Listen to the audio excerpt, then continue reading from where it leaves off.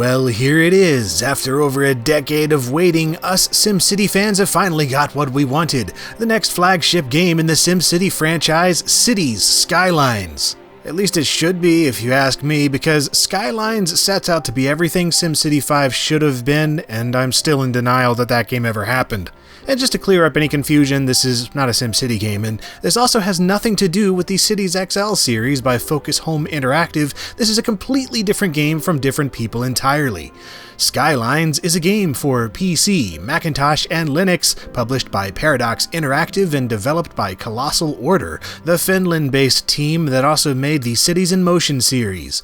But while those were more business simulations geared towards managing mass transit systems, Skylines is a proper old-school city builder in the vein of SimCity.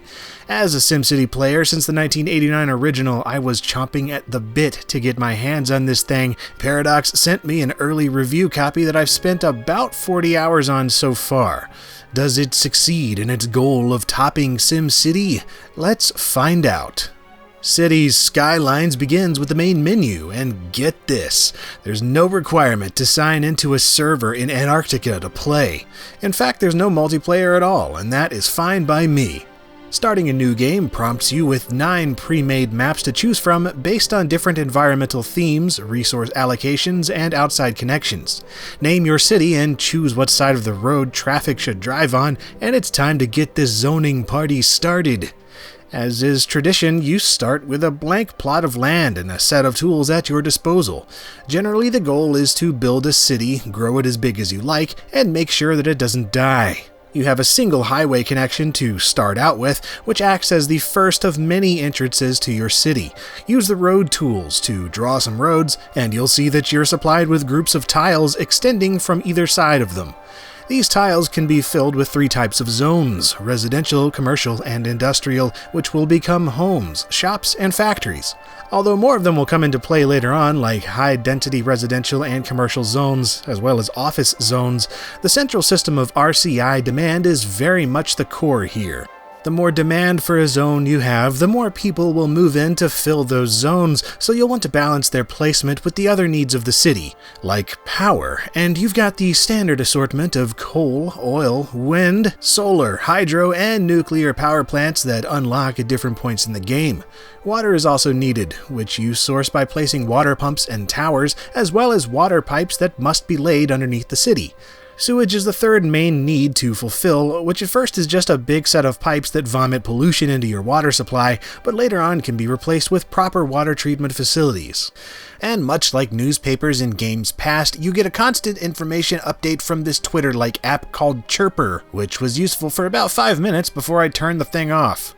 And this is sounding mighty familiar if you've played practically any SimCity game since 1993, and that's definitely on purpose. Even the very aesthetic of the game borrows heavily from games past, notably SimCity 5's tilt-shift effect. Skylines unashamedly makes use of a SimCity-esque look and feel to everything from the designs of the buildings to the color scheme of the infographics.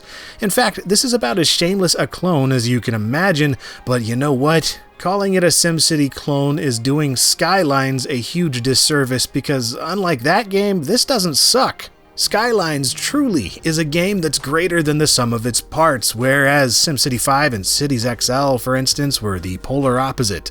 Everything here feels like it's included for your enjoyment, rather than just to conform to a designed-by-committee idea of what a city builder should be. For one thing, you're not limited to your initial map size. That starting plot of land is 2 square kilometers, but once you start reaching its borders, you have the option to buy more, up to 36 square kilometers worth. You have a gloriously huge plot of land to play with here, with every inch of it available for you to build on. And if you want even more land, you can mod the game to do so, although it may cause some performance problems. But I've yet to feel constrained just playing Skylines as is, since there's more than enough space for me to really settle in and play for weeks on end. However, there is no regional play here, as you can only have one city in a save game at once, and there are no neighboring cities to play as or do direct business deals with. So that's kind of a bummer, but thankfully there's another option. Districts are an addition to Skylines that I am absolutely in love with. Basically, these are cities within a city, and you can simply paint them on the map the same way you can with zones. Once you create a district, you can name it anything you want, pass unique laws and ordinances there, and apply specializations. Now, specializations are the game's way of handling natural resources like mineral deposits, crude oil, forestry, and farming. There's no need for giant ploppable buildings to drill for oil. All you have to do is place a district and change its specialization, and any industrial zones within that space will convert over to utilizing your chosen resource. And each new plot of land that you buy will contain its own selection of new resources, so you can easily have a town that relies on oil, and another on forestry, and another on gemstones, all working together for the greater good of your city's bank vault. Although I would love even more options for these districts personally, you can already do things like provide free public transit, install smoke detectors, encourage recycling, ban pets, or even legalize recreational drug use, so that's all good. But let me really micromanage the crap out of things, like carpooling incentives and mandatory dimmer switches and banning grape jelly. I could really get into this. Speaking of banning things, you can also do things like make it so a district doesn't allow trucks to pass through, which is not only good for reducing noise pollution, but is also good for minimizing traffic problems. Or more likely creating new ones, since traffic here is one of the single biggest challenges of the game. Being from the creators of Cities in Motion, that is probably to be expected, but thankfully it's not nearly as overwhelming as it was in that game. You're not going to be setting individual bus schedules or ticket fares or anything like that, but it does make a ton of good moves in how it handles its traffic model, and I'd say it's probably one of the best agent-based systems I've seen. Everything you see can be followed, tracked, and even named, so it's easy to see your traffic problem areas just by looking at a quick glance. Upgrading roads is also a breeze compared to other games I've played, and there are a slew of interesting tools at your disposal for creating everything from roundabouts to cloverleaf intersections to raised highways with sound barriers. But there is a suspicious lack of any real fine details to check off, like being able to create your own lanes for each road type or disable traffic lights on roundabouts. In fact, the transit may be downright underwhelming for some, since you can't even see a list of individual bus or train routes, not to mention naming things is basically pointless since there's no way to track them after you lose line of sight. Basically, it's a little easy to feel left out of the loop when it comes to information, and that's one of my chief complaints about the game. And this doesn't just apply to traffic, but to things like zone demand, abandoned buildings, and city services. All of these work together in a symbiotic system of controlled chaos. But without the proper tools to manage it, it's easy to feel burdened by the simplest things after your city reaches a certain size. And once I passed 50,000 citizens or so, my city went through some major growing pains.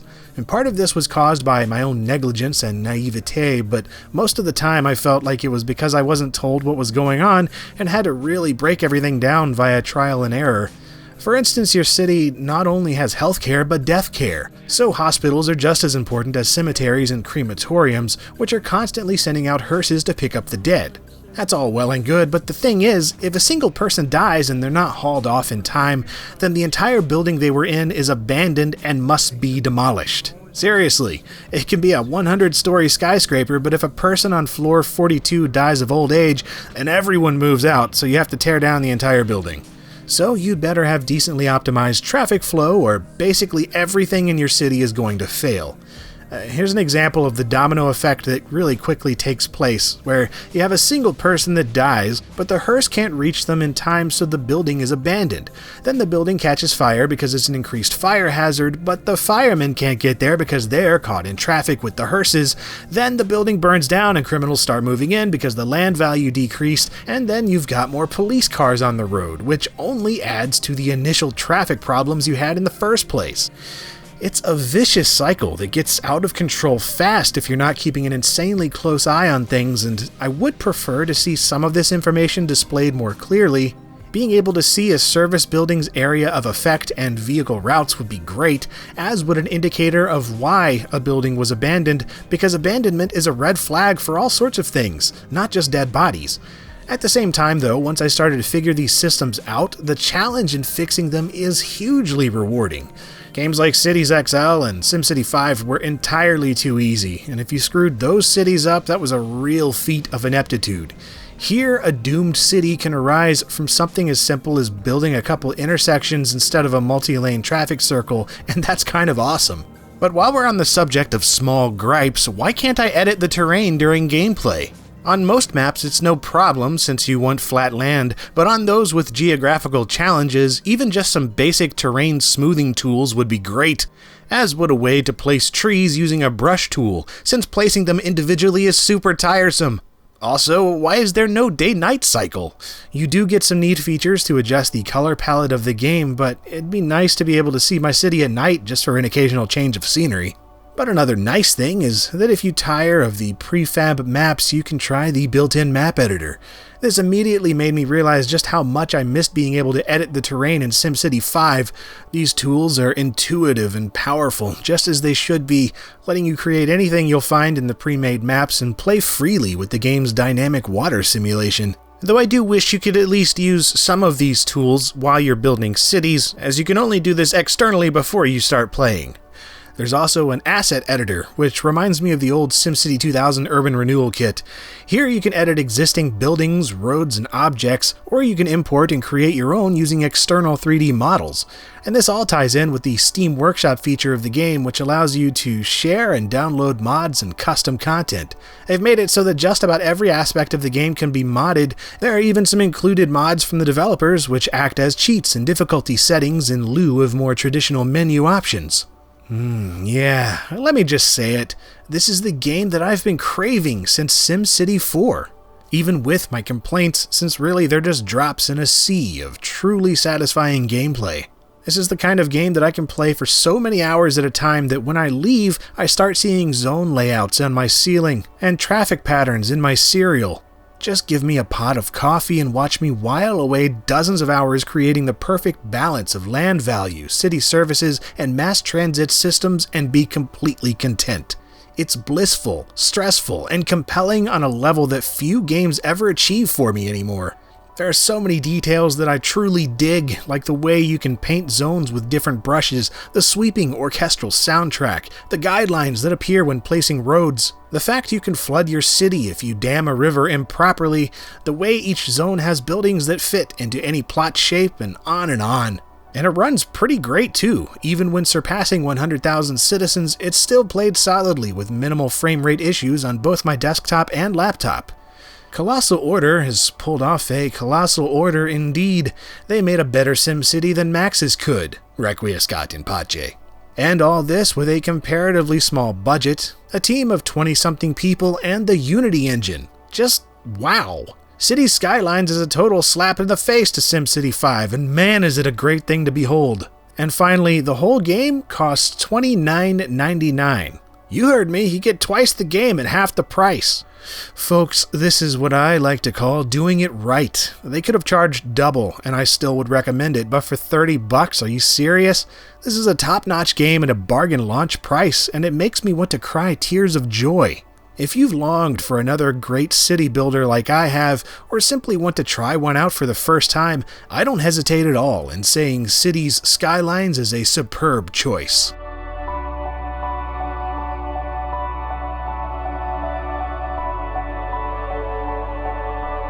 And if you found this review useful or enjoyable, or perhaps even both, then you might like some of my others. I've covered Cities XXL and SimCity and a bunch of other things. Those are linked to right here as well as in the description, so check those out if you'd like. And you can also check out my channel for videos on a whole bunch of other things, as well as new videos coming every Monday and Friday, so subscribing is an option. As is following and interacting with me on Twitter and Facebook for other things throughout the week, as well as Patreon, which helps the show continue and be more awesome over time.